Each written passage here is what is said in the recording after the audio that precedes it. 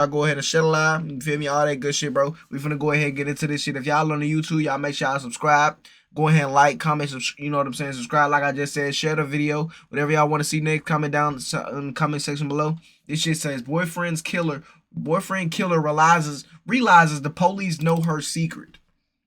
If y'all, you know what I'm saying, like I just said, y'all watching on the YouTube, y'all make sure y'all go and like, comment, subscribe. We're on the road to 1K. Let's go ahead and get into this shit, man. Video begins on the morning of April 28th, 2004, when the police find the body of Tommy Hope lying on his kitchen floor, covered in stab wounds. Damn. Tommy was a known drug addict who would use drugs to cope with the trauma he suffered as a youth and while he was in the military. Despite initial efforts, the investigation quickly stalled due to the lack of witnesses, suspects, and no clear motive. Right. The case would remain cold for more than 9 years, until April of 2013, when Pastor Jerry Sousley made an unexpected call to the authorities. He said the case was cold for 9 years. Bruh, imagine that. They picking up a cold case on you for 9 years ago. Just because they don't got no other work to goddamn, what's it called? Or they probably just found some new evidence on that case, bro. Nah, that'd be crazy as hell, gang. Imagine, though, you probably forgot all about that shit. Or you probably didn't. You just don't want to think about that shit. Whole time, 9 years later, niggas bring that whole shit right back up. Like, bro, what? Requesting a formal interview. He claimed that he was being threatened by a member of his own congregation, a woman named Clara Rector. What the pastor revealed next would uncover a decade of buried secrets. Well, I'm the pastor at Campbell Bible Baptist Church, and Clara and her husband. Okay, so he the pastor. Okay, so he about to reveal some shit. Okay, bet. Jason, Bible Baptist. For a decade of buried secrets. Well, I'm the pastor at Campbell Bible Baptist Church, and Clara and her husband, Jason, her 3 children, are members there. I knew Claire kind of was, you know, she was different. You know, I know she struggled with some things. I was able to help her on some things, her and Jason together. I'm real conscientious about pastors and women. In other words, it was him and her, you know, when we would talk and do those kinds of things. And Claire showed up about 9:30, something like that. And she said, Pastor Jerry, I need to tell you something. And I said, okay. So we kind of went over to the side, and she began to tell me about this. She told me his name. I know it's Tommy Holt now, but I don't remember if that's the name she used. But she did talk about where he lived behind where Taco Bell, that area is. And anyway, she said that she had, you know, got on drugs again. She's had substance abuse problems. And we knew that. She had a problem with drugs. And, you know, and I don't, my fault. And I don't be thinking it be the female that be having the problem with the drugs.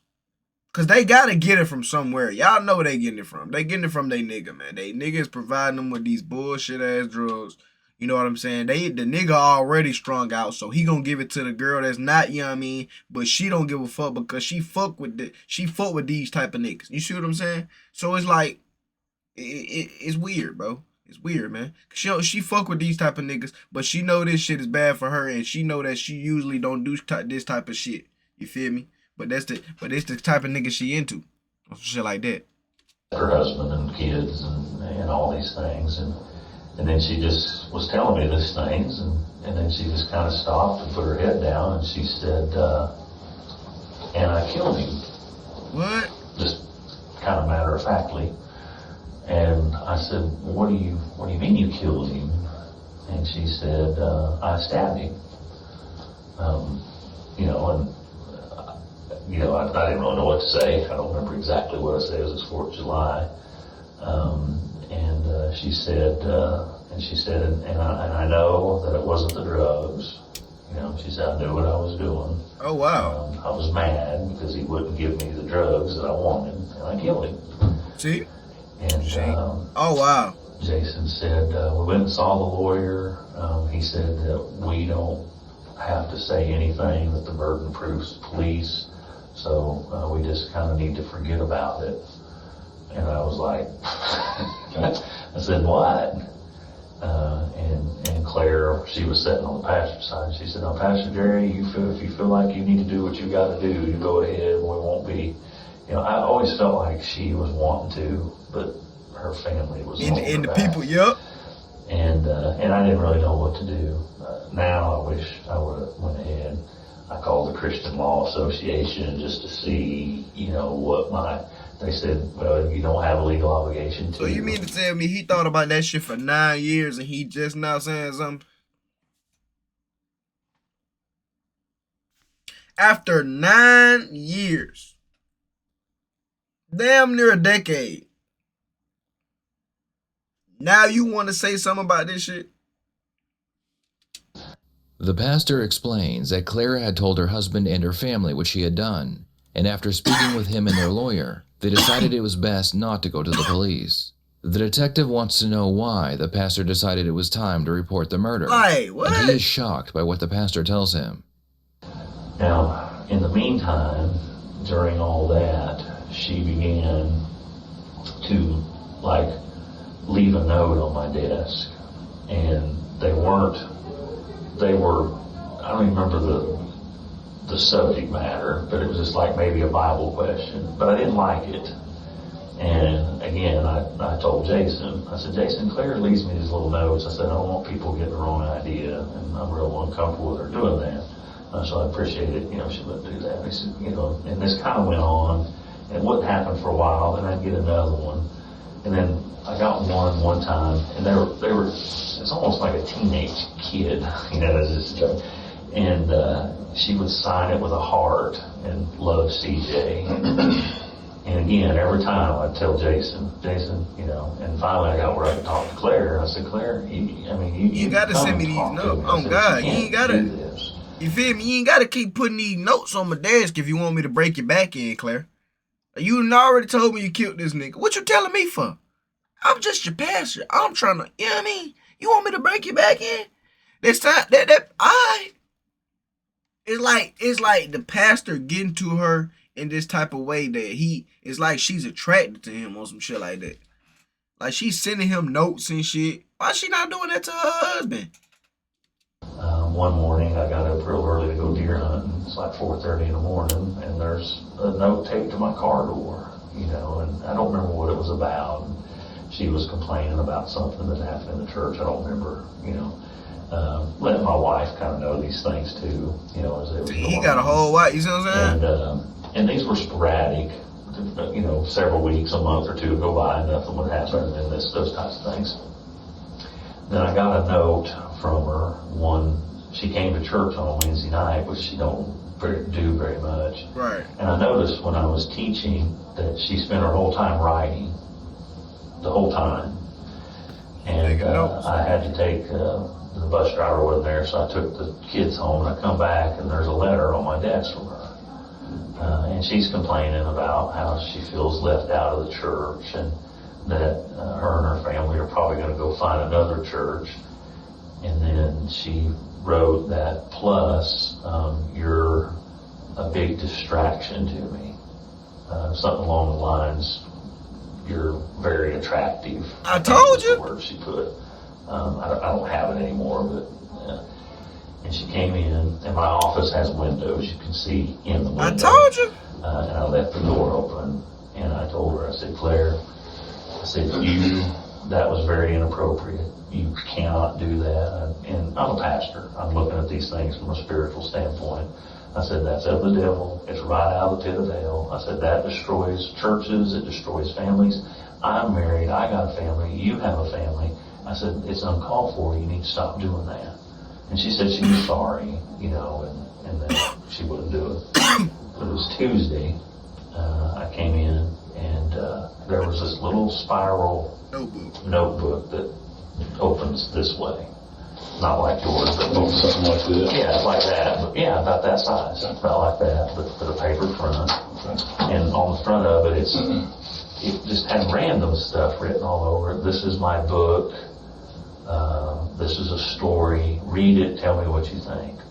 So I opened it up, and I kind of skimmed through it because right away. I'm telling you, she fucked with the pastor guy. And it was about a woman who was in love with her pastor. I told you. And she's talking about his big feet, his big hands, his dark, creamy eyes. And I know I can't have him, but I can't help how I feel. And she gets into some explicit sexual encounters that she wants to have. I told you, guys. Because first of all, she just laid it on my desk where my wife could have picked it up, or my little girl. She's 11. She could comprehend what was being written. And so, you know, that really made me mad. And so I called Jason again. Okay. I said, Jason, I said, here's the thing. I said, this has got to stop. I said, you guys are going to have to find another church. I said, because this is. She hitting on the pastor. I can't deal with this. You felt that crossed the line? Yeah, I said, that's it. I said, I cannot help her anymore. Okay. And he said, I understand. I'm trying to help you, and you and and this bitch hitting on me. or so on. And so I said, now I want to throw this book away. And he said, well, I would like to have it. So she started texting me, you know, why won't you talk to me? I just need somebody. I need a friend. You're the only one that I talk to. Hey, she got a whole husband. Then Jason called me, and I guess she was having some type of meltdown. I think she's doing drugs again or something, some kind of substance abuse. Well, then I think she actually texted me back a little later saying everything's okay now. I'm taking a nap. And, you know, I was like, well, whatever. Started texting me again and talking about how, you know, I just need somebody to talk to, you know, why are you don't seem to want to help me and these types of things. And I'm not responding to her, you know, because I'm just trying to distance myself as much as possible. The phone rings and I start yelling again. Anyway, I answered it and it was her. And she said, hey, and I went, hey, and she said, so what'd you think about my book? Now, a couple of days has passed, and I was kind of surprised she didn't, you know, I guess Right. Jason hadn't told her. And I didn't tell her I gave Jason the book, but I said, Claire, I didn't like the book. I think it's inappropriate, and I don't want you to do that anymore. Cause she on some other shit, gang. And so she hung up on me and then texted me back and said, it was just a fantasy, it's not real, it's all fiction. I'm just writing a book. I just wanted to share it with you. You just want to see how he was gonna feel. She texted me back again. That's what that was. She wanted to see how he was gonna feel about the book. If he was gonna like the book, that's her way of, you know what I mean? She was basically writing a story of herself and this nigga, like how she in love with this nigga, like basically, or some shit like that. Like that's crazy, gang. You're right. It's not fiction. You know, which, you know, that's how she does. She's just all over the place. She said, Jerry, and she's never called me by my first name. She said, Jerry, if you tell the law what you know about me, I will destroy you. I will effing destroy you. She used the word. And I just hung up. After listening to the pastor's story, the detective has a few questions for him. While they finish up, the detective has already told the other officers to find Clara and arrest her for stalking. And she said, I want to turn myself in. Now, something else that she said that I didn't tell you was very important. She also talked to me about how she went home and was covered in, and I think Jason, I want to say they went back there for what I don't remember, but I do know that she told me that they had burnt the clothes, burned them in a barrel. Did she tell you that they both went back to the house, Jason? I for some reason, I don't specifically remember her saying that, but I believe that she did. I believe that they went back Y'all ain't to smoking, y'all where it happened. If you talk to her, she acts like about a 15, 16-year-old girl. In other words, I've watched her interacting with her kids, and she like runs and like, you know, like a kid, you know, she's like just silly. When she said she would destroy me, that's when I said, okay, we gotta take care of this. Okay. So when she says, I will destroy you. Effing destroy you. Okay. What is it that she can do to you that you can possibly think of? Other than destroy my reputation, I think she's street smart, and she knows she knows the right words to say. You know, like she probably knew if she said "I'll kill you," that would be, you know, very serious. You know, that's kind of an ambiguous remark. Mr. What do you mean by that? And I didn't ask her. I should. I wish I had, but I didn't.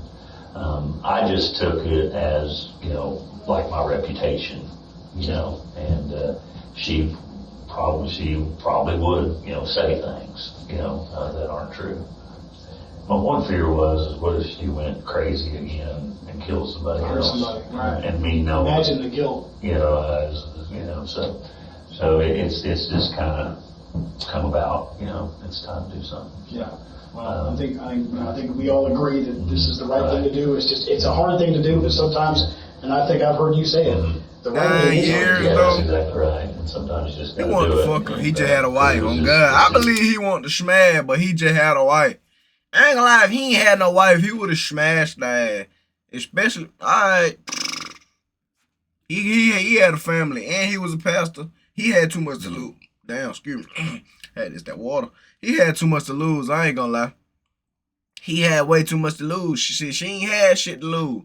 So shit, if you feel me, on some shit like that. Obviously that Jason nigga ain't doing shit for her. He talking to the pastor. Yeah. She would have been hounding me from now on with it. So. I think you're right. Good.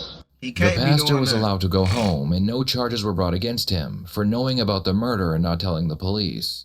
It wouldn't take long for Claire to be found and brought in for interrogation. The detectives decided they didn't want to scare Clara away, so they tell her she's being investigated for the incident with her pastor. This tactic is used to deceive the suspect into waiving their rights, because the suspect believes they are being questioned about a minor crime. If the suspect knew they were involved in a murder investigation, they may ask for a lawyer. By the time the detectives bring up the murder investigation, the suspect will usually forget all about their rights.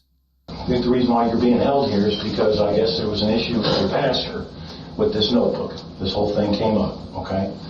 The man he's frightened. I don't know what it is you said to him, what you remember saying to him, or what was in that book, but the man's frightened. And so there's a reason why you're being held here right now until we can determine exactly what's going on. Probably goes back a lot deeper than this so book I see what that they we're talking doing. about. Apparently, Jason, your husband, has the book right now. And we know the contents of what was in it. Understand that it was a fantasy. We know that that's the way you explained it to the pastor, that it's fantasy, that we don't know if it was a crush or if it was just a simple fantasy, but you did take the opportunity to write some stuff down and gave it to him and that sort of thing.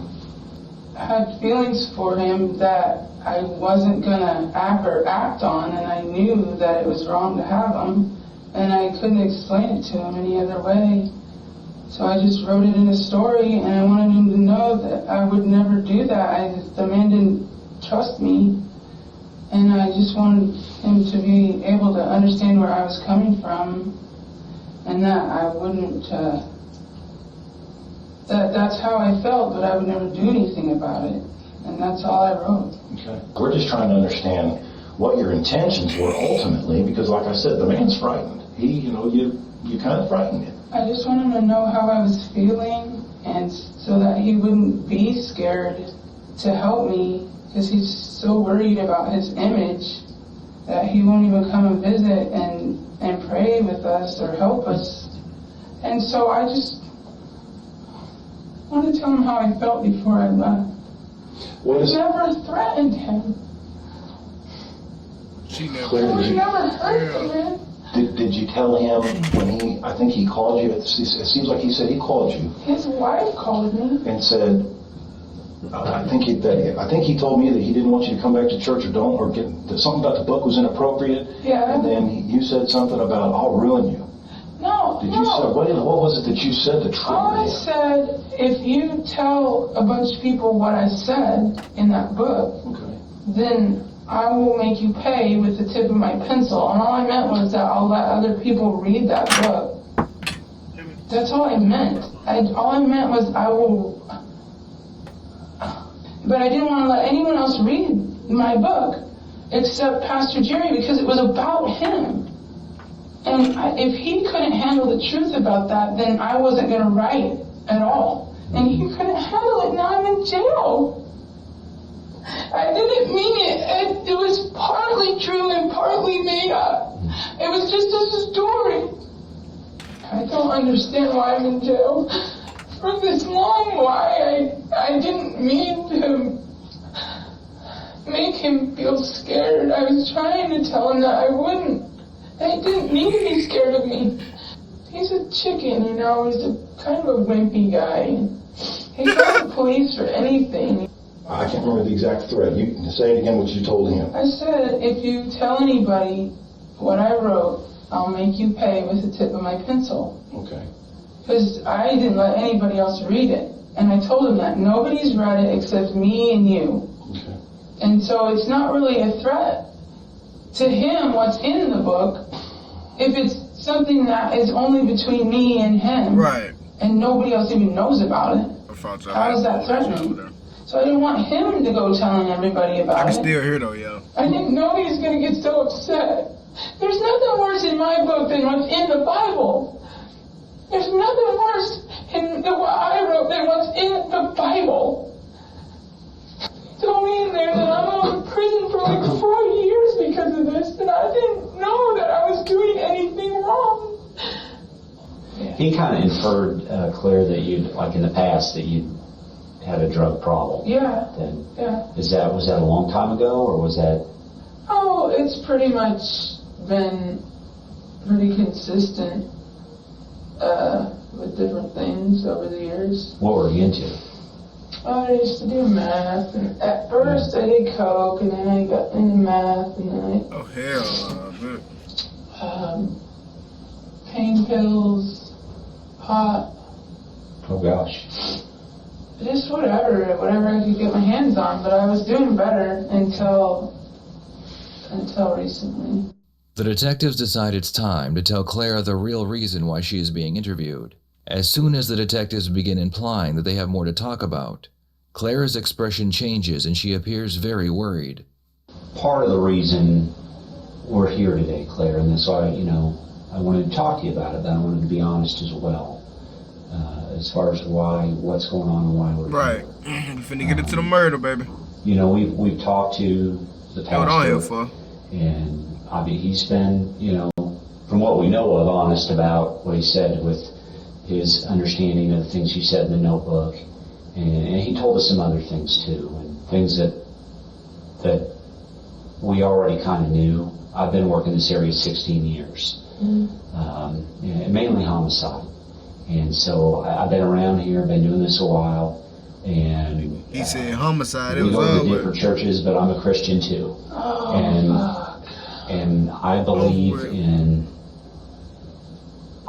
in God, and I believe that He places things in our path at certain times of our life when the timing is right, when we need to see them.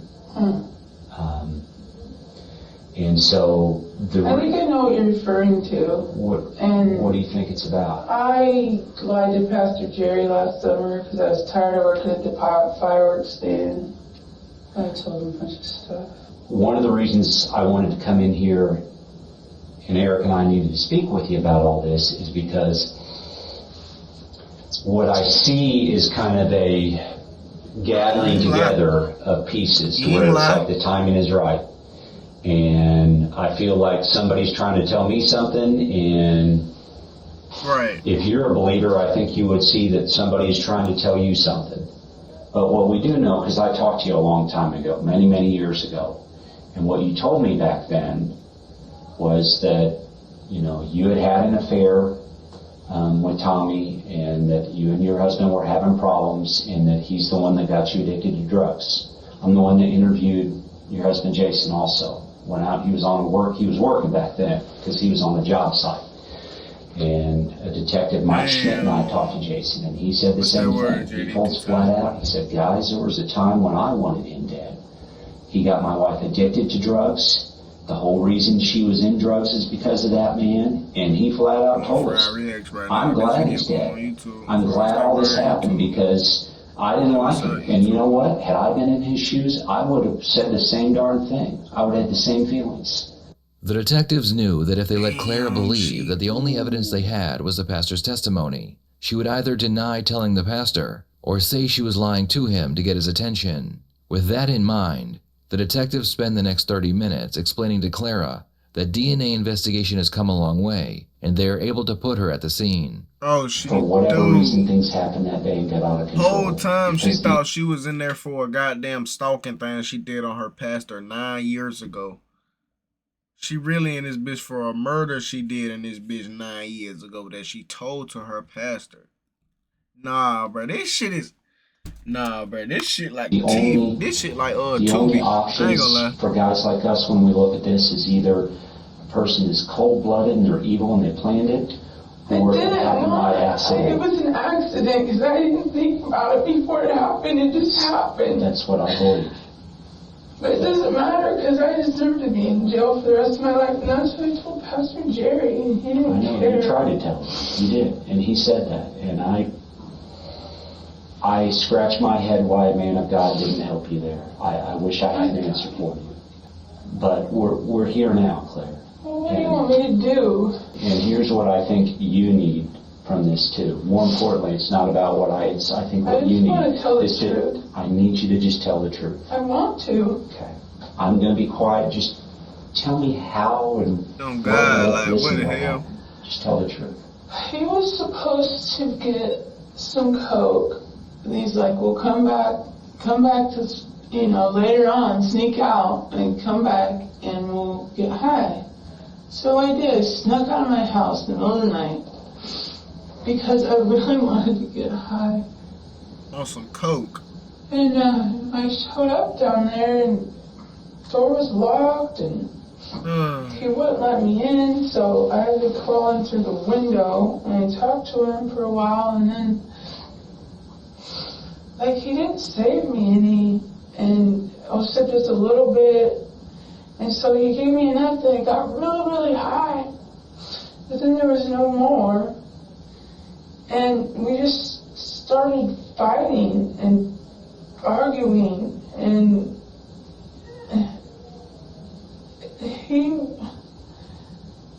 he was going to ruin my life.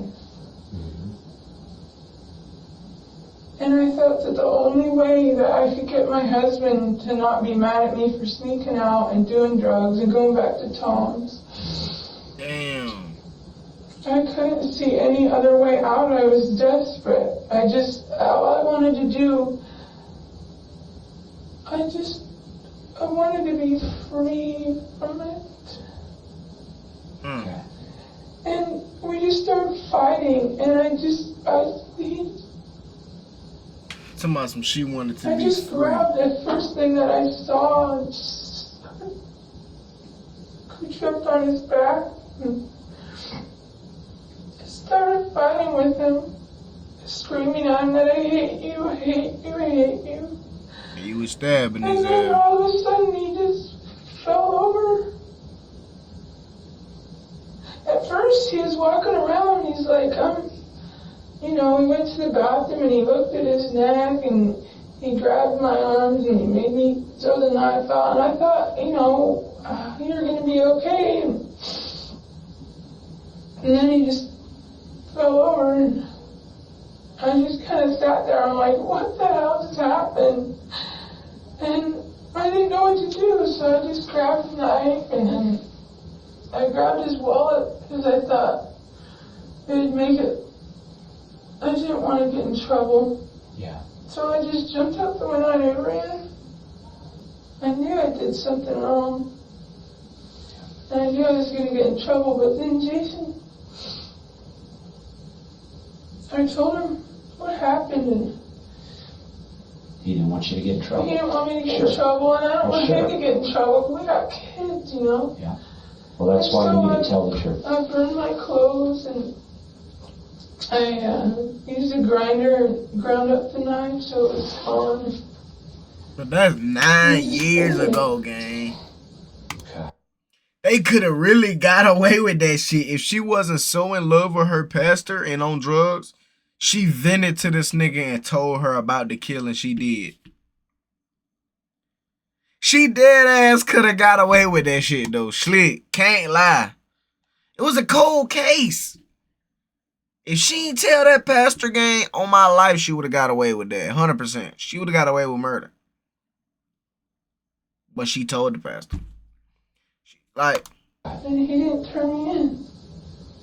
Because he didn't want Tommy to ruin my life too, forever, and his and my kids. You can understand that, though. And I know I deserve to go to jail.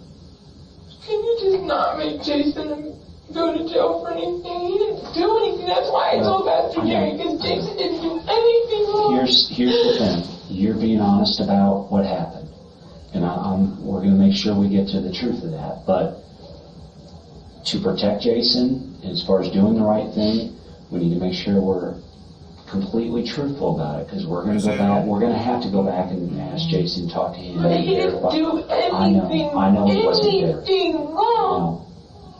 He shouldn't have to suffer for this. I did it. So he got rid of it. Hey, I would have done the same darn thing. Who wouldn't if they loved their wife? Kill me for saying anything. My mom and dad took me to a lawyer and they said don't say anything. And I'm gonna get so much, but I can't afford a lawyer, so I don't care. But understand, this was coming anyway. I mean, even before the pastor, even before this came up, I mean, that's what I talk about. I was like, wow, this is meant to be. I was losing my mind over this. Clara explains that she would sneak out of her home she shared with her husband and 3 children to go use drugs with Tommy. Yep. She confesses that she killed Tommy and then fled the scene. When she got home, she told her husband everything, and he helped her dispose of her clothing and the murder weapon. When this happened, I do have a couple questions that I hope you can remember back when this happened. I knew Jerry was gonna finally say something and help me finally. But this wasn't about understanding. I mean, Jerry was one tiny piece of this. This was coming. How did you get in, I guess, is what I'm getting. I knew that the bedroom window was unlocked. Yeah, that one if you're facing the house, the one on the left? Right. Correct? Yeah, okay. outside. Yeah, okay. I knew it was unlocked because I had unlocked it earlier. Okay. When I was in there smoking dope. Okay, yeah. And did you get high then? Yeah. Okay, what'd you guys use? Needles. The ones that were in the kitchen? Yeah. And over there by the sink? And there was a cutting board in the kitchen? Yeah, in the kitchen, that's where we did it. Okay, was it coke? Yeah. You guys got high, and then what happened? We ran out. Okay, okay. And it was gone, and he was... Did you think he had more and he was holding out on you? No, I knew he didn't, but... I got mad at him for not saving me more since he told me that he would. But I never ever went over there with any intention of hurting him at all. I never thought about it before. Well, I believe you. It just was like a desperation thing. I was high and I was like not thinking. That was the only way that I wouldn't get in trouble for sneaking out of my house and going to Tom's. If I took care of the problem. Was Tom threatening to tell Jason about you guys or anything? Or? Yeah, he was threatening to tell Jason about us, and he was threatening to tell people that I stole money from him, but I didn't. And he was threatening to tell somebody that I stole his pills, but I didn't even know where they were, and I didn't take them. You probably did. I believe you did. Where did you get it? You took all that shit. Laying in there on the stove. I don't know. I saw it. In the kitchen? Yeah. What kind of knife was it? Just a big butcher knife. Damn. Had a wooden handle. How long was it, dude? About that long. Damn. Had a wooden handle. I actually have the same exact set of knives at my house. Okay. They're She like laughing. Chicago cutlery, but me and Tom had the same exact set of knives. Okay. So were you guys in the kitchen when you stabbed him first? Yeah. Okay, was he standing up? He was standing there at the freezer getting ready to get something out, and I just jumped him. I just jumped on his back. Which came first? Throat. The throat. So that was the first one? That was the only thing I was gonna do, and then he just kept coming at me like he wanted to hurt me more than I was hurting him. Like he was gonna kill me. And so I just was like going like this to get away from me. And he he stopped and he grabbed my arms and he threw me on his bed, and then he went in the bathroom to look at his neck. And when he did that, I ran in the kitchen and grabbed the knife again, because he was coming back after me, because he was pissed off that I cut his throat. And how the fuck he still moving? I just kept doing it until he was gone? Well, no, not totally. I mean, I did it a couple more times, and he, a few more, I guess, and he, that's when the second time was when I started like, I hate you, and he was standing there against the wall, and then he's like, you know, I think you're killing me, I think I'm dying, and he just fell over. Okay, and so then what did you do once he was down there? What did you do? I just kind of sat there for a second and looked at him, thought. I didn't know what to do, so I grabbed the knife, and grabbed his wallet, and... Were there drugs in there, or why'd you take his wallet? Was it drugs or money, or what? Well, there was money. Okay, so you took it for the money? Kinda. Took it for the money? That's not why I did it, but afterwards, I thought that... How much did he have in there? Like, not that much. He had a check and like a couple $100. Okay. But I thought that that's not why I did it. Yeah. Okay. So why? You did it because you wanted some more drugs. I already told you. No, the wallet. I mean, you said you took the... Maybe I misunderstood. Because I took it because I thought that it would, I wanted the money, I guess, so I could get more drugs. I know. Get more drugs. Okay. But that's not why I did it. It just occurred to me afterwards. Okay. I know it's going to get me more time. No, not necessarily. I mean, I don't know that. But so you took the wallet and the knife, and then you said you went out the window? Girl, you gonna get life anyway. Fuck. That 9 years ago, cold, okay? Tires on my back and just ran off, got my car. So you get home, walk me through step by step. What happened when you got home? I walked up to him and I told him I did something really bad, and he didn't believe me at first. He quit. But then I showed him the knife and the wallet, and he said, you know, I don't know what to do. I guess take up all your clothes. And he took the wallet and the knife and all my clothes, and he burned my clothes and the wallet and everything. Yeah. Where did he burn it at? In a trash can, a metal can. Right there at your house? Yeah. Okay. What about the knife? What happened with the knife? I don't know what he did with it. He left. He went over to his work. Okay. I think, but I don't know what he did with it. Before wrapping up the interrogation, the detective wants to know, after nearly a decade, why did Carla finally decide to tell her pastor what she had done?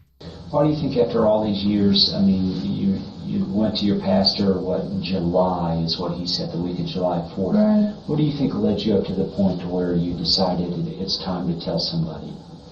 I had been asking Jason about every 3-4 months if he would let me please just tell the truth about it, and he just kept saying no. Ever since it happened, Yeah. you mean back, so every 3 or 4 months, ever since it happened, you've been saying, let me tell the truth. Right. Well, that shows a lot about your character.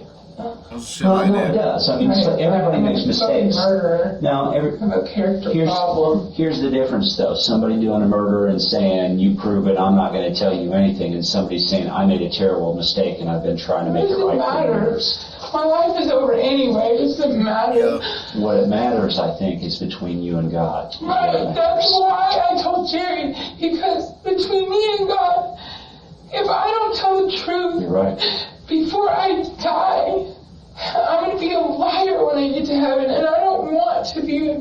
I wanted to be honest. I wanted to tell the truth because I did something wrong. Yeah.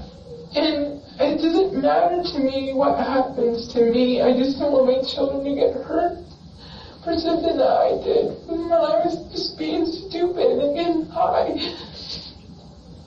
No, I'm actually pretty relieved that I don't have to hold that secret anymore. Okay. I knew eventually I was going to be institutionalized. I'm just glad it's not in the loony bin like my mom. In the end, Clara was sentenced to 15 years in prison. Her first eligible parole would have been in January of 2024. Her husband, Jason, was initially charged with felony tampering with evidence, but the charge was ultimately dropped, as the statute of limitation had run out. Thank you, Pastor Jerry. You finally helped me. You should have done that last year. I was ready. What are your thoughts on this case? Do you believe 15 years was enough for Clara? Should the pastor have been obligated to go to the police? Years. Please share your thoughts in the comments below. I thought it was 10 or 9.